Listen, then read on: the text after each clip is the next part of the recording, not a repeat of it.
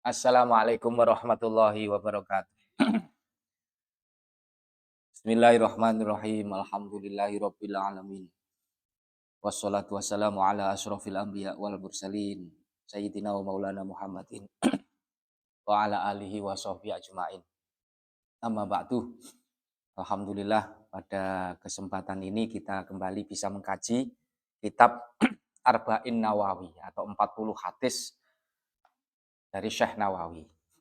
Kebetulan pada kesempatan ini pas sampai hadis yang ke-19. Bismillahirrahmanirrahim. Al-hadis tasi'u asyar.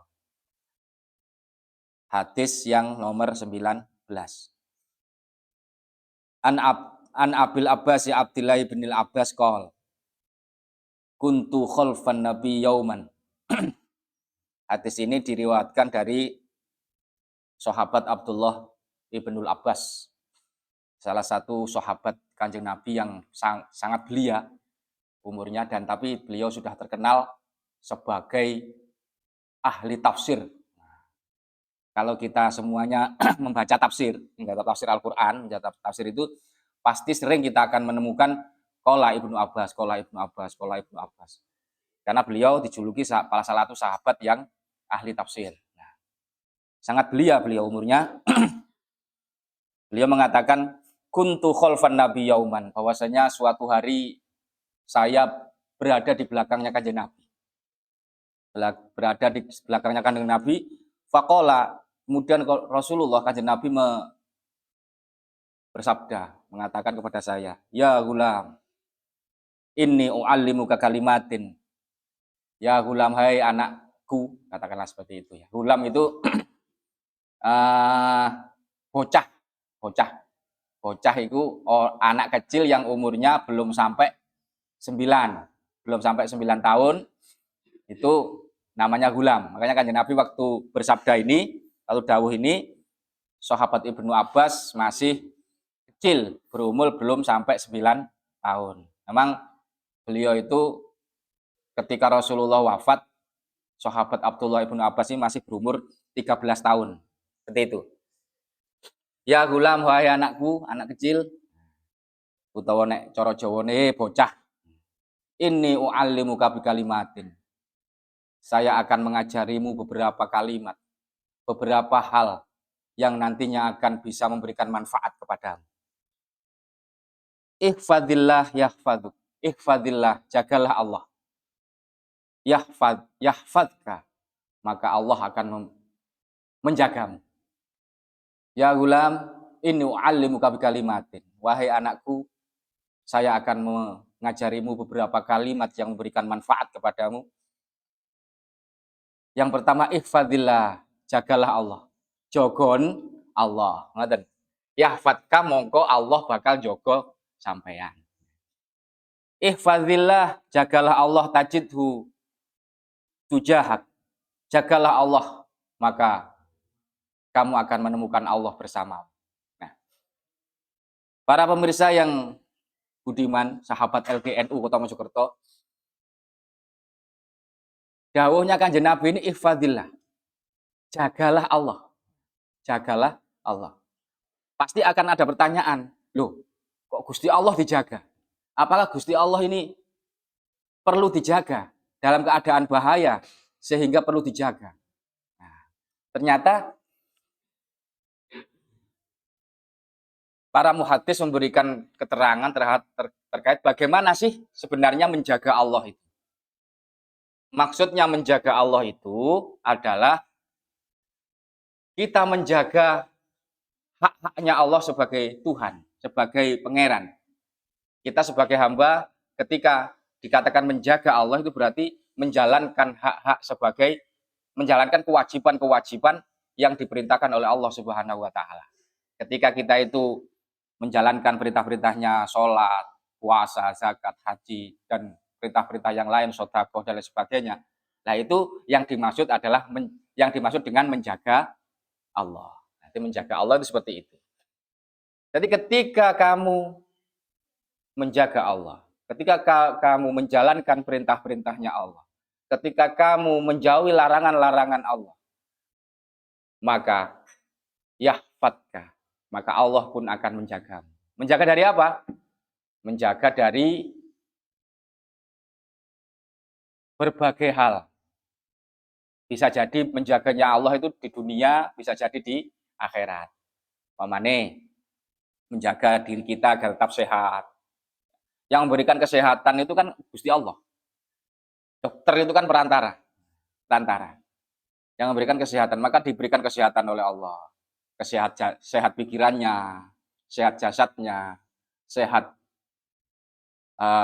jasmaninya, rohaninya, dan juga sehat dompetnya. Nah, seperti itu. Dompetnya sehat itu merupakan penjagaan dari Allah Subhanahu wa taala. Seperti itu.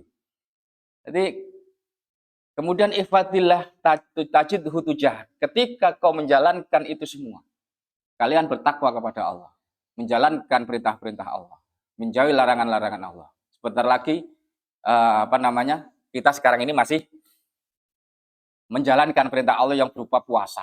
Nah, menjalankan puasa dengan benar, menetapi syarat dan rukunnya, kemudian kita sholat dengan sebenar-benarnya sholat, menetapi rukun, syarat, dan lain sebagainya, maka tajidhu tujahak, maka kau akan mendapati Allah bersamamu. Allah akan menolong dan memenuhi semua hajat-hajatmu. Ya ngaten. Tegese nek awak dhewe iki ibadah nang Gusti Allah tenan, ngaten. Ibadah nang Gusti Allah tenan, ngelakoni perintah-perintah Allah tenanan. Ya Gusti Allah akan tenanan kepada kita. Maksudnya tenanan apa yang jogo. Berarti lepas dari kemiskinan umpamanya seperti itu. Miskin hati apalagi, miskin iman. Naudzubillah. Nanti Allah akan menjaga. Sebenarnya apapun yang ibadah yang kita lakukan semua ini, sholat dan sebagainya itu pada hakikatnya adalah untuk kebaikan kita sendiri. Kata Allah, in ahsantum li anfusikum wa in asatum falah. Ketika kamu berbuat baik, maka pada hakikatnya kamu berbuat baik kepada dirimu sendiri. Seperti itu. Lanjutan dawuhnya Kanjeng Nabi, idza sa'alta fas'alillah. Ketika kamu meminta sesuatu, fas'alillah, maka mintalah kepada Allah. Wa idza sta'anta fasta'in billah. Ketika kamu meminta tolong, maka minta tolonglah kepada Allah. Ini menggambarkan bagaimana kita sebagai hamba ini harus benar-benar tawakal, memasrahkan diri kita kepada Allah Subhanahu wa taala. Dijelaskan lagi oleh Kanjeng Nabi, wa'lam annal ummata law ijtama'at ala ayyang fa'uka bi syai' lam yang fa'uka illa bi syai' qad katabahullahu lak. Ketahuilah sesungguhnya andai kata umat ini manusia banyak umpamanya gitu berkumpul untuk memberikan kemanfaatan kepadamu, umpamanya seperti itu. Maka katakannya Nabi, lam yang fa'uka illa bi syai'. Maka mereka tidak akan bisa memberikan manfaat kepadamu apapun illa bisyai'in qad katabahullahu lak. Kecuali dengan sesuatu yang memang sudah ditetapkan oleh Allah Subhanahu wa taala. Wa ini ijtama'at ala ayyadurruka bisyai'.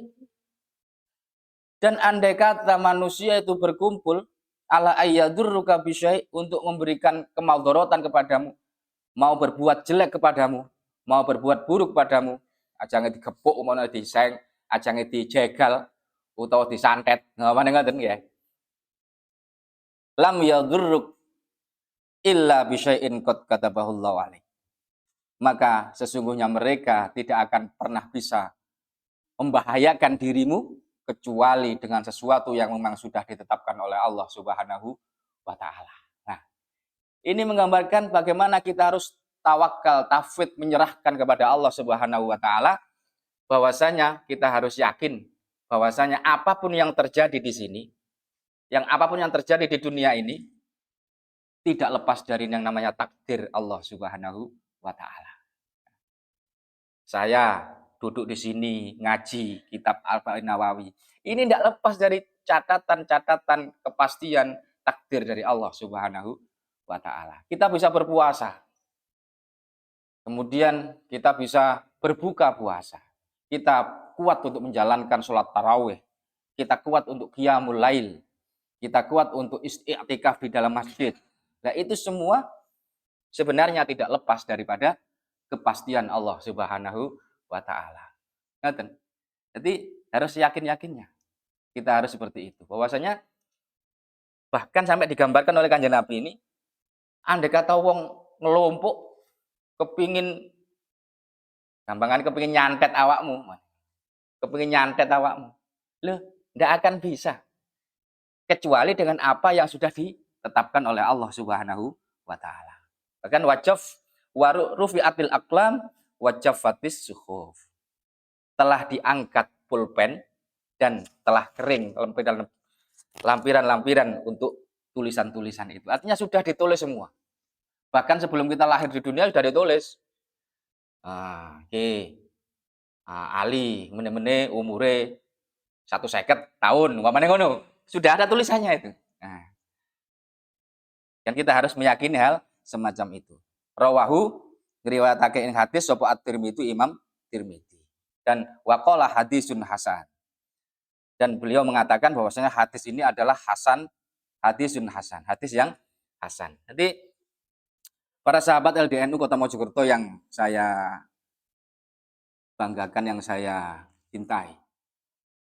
Ini adalah pituturnya Kanjeng Nabi Muhammad SAW. Nasihatnya, mungkin khitabnya pada waktu itu adalah kepada sahabat Abdullah ibnu Abbas. Tapi pada hakikatnya ini adalah nasihat untuk kita semua. Nasihat untuk umat beliau. Bahwasanya ketika kita memang berpegang teguh dengan agama Allah, berpegang teguh dengan syariatnya Allah, berpegang teguh dengan batas-batasannya Allah, maka kita harus yakin bahwasanya Allah pun akan menjaga kita semua.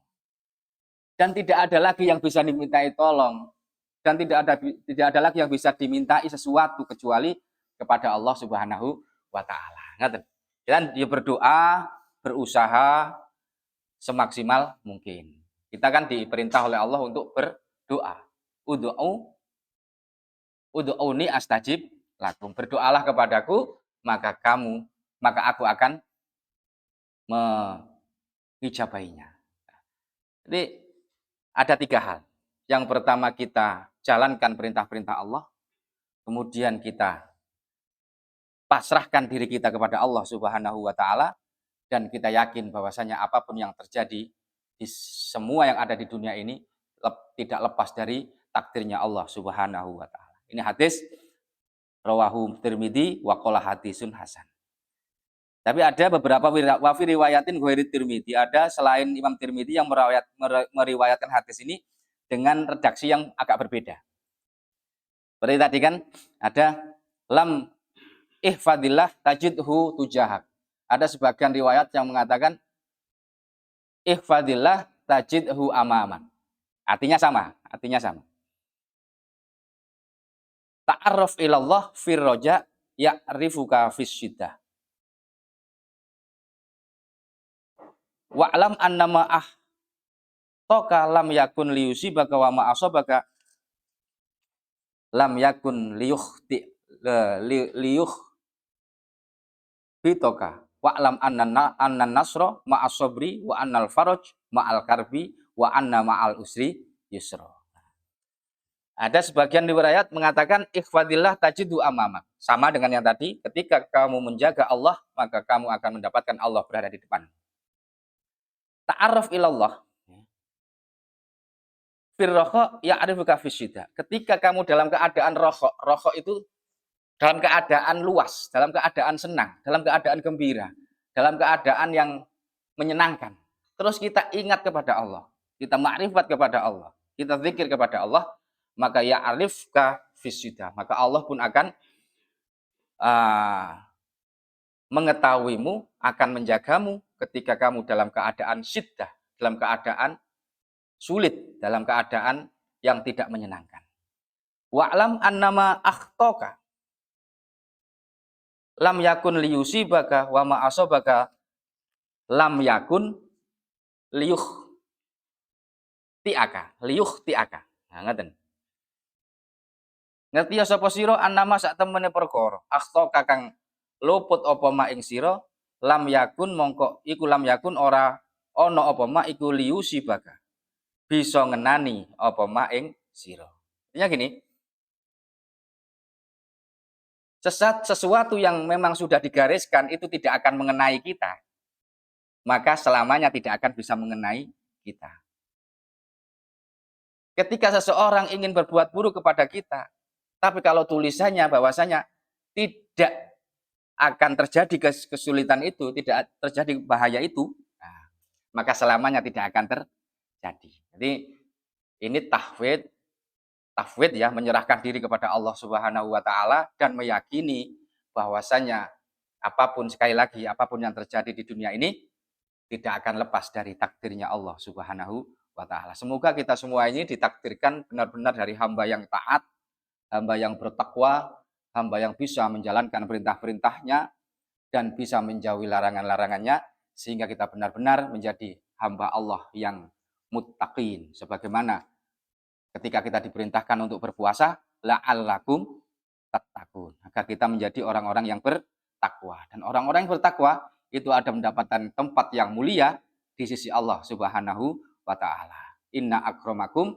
indallahi atqakum. Sesungguhnya orang yang paling mulia di antaramu adalah orang yang paling bertakwa di antara kalian semua. Semoga bermanfaat apa yang menjadi kajian kita pada sore hari ini dan semoga barokah fid dunya wal akhirah. Amin ya rabbal alamin. Demikian Allahul muwaffiq ila aqwamit thoriq.